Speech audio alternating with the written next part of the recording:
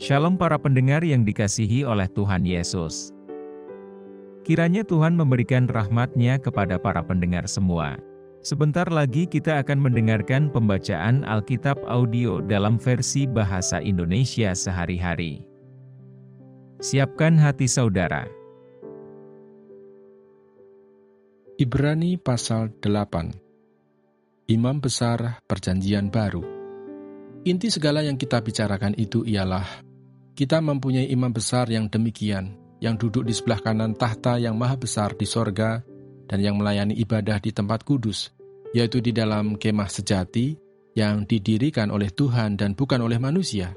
Sebab setiap imam besar ditetapkan untuk mempersembahkan korban dan persembahan, dan karena itu Yesus perlu mempunyai sesuatu untuk dipersembahkan.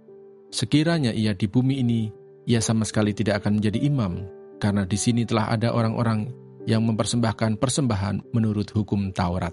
Pelayanan mereka adalah gambaran dan bayangan dari apa yang ada di sorga, sama seperti yang diberitahukan kepada Musa ketika ia hendak mendirikan kemah.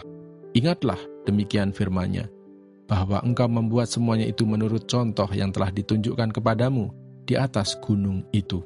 Tetapi sekarang ia telah mendapat suatu pelayanan yang jauh lebih agung, karena ia menjadi pengantara dari perjanjian yang lebih mulia, yang didasarkan atas janji yang lebih tinggi.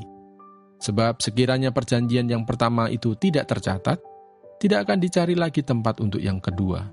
Sebab ia menegur mereka ketika ia berkata, "Sesungguhnya akan datang waktunya, demikianlah firman Tuhan.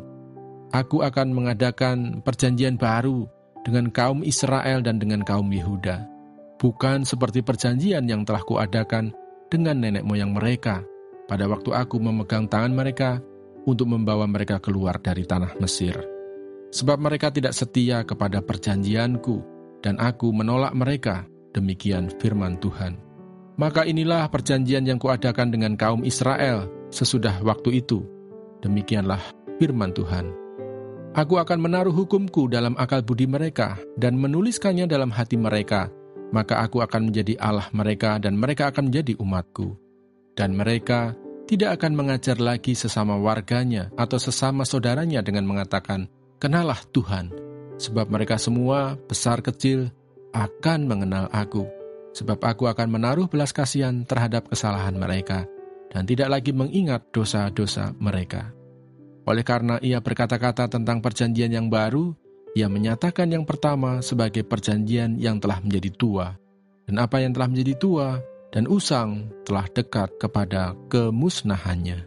Terima kasih Bapa di surga untuk firman-Mu hari ini. Berkati kami semua supaya kami mengerti isi hati-Mu. Terima kasih para pendengar semua, kiranya Tuhan memberkati. Dan jangan lupa untuk share dan subscribe.